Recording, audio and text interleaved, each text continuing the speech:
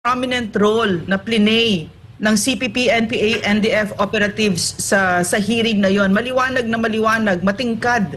And that should worry us, no? Sino nagdala ng usapan na yon, no? Makikita natin hindi lang yung kamay, andyan na talaga sila, no? Nandyan na talaga sila sa loob ng Kongreso at yung hearing na yon, ang nagpalakad ay ang CPP, NPA, NDF at makikita natin din yung role nila na ginaganap dito sa ICC, yung panakot nila kay PRRD, no? So napakahalaga nun. At nakita din natin yung sabwatan na nangyayari sa loob ng Kongreso kasama ang teroristang organisasyon na CPP, NPA, NDF na lampas kalahating dekada ang nagpabagsak ng Pilipinas, no? Yan yung cause ng lahat nung hindi tayo makaandar. At ngayon nakikita natin yung pakikipagsabwatan pati ni Trillanes kasama sa pakikipagsabwatan dito. So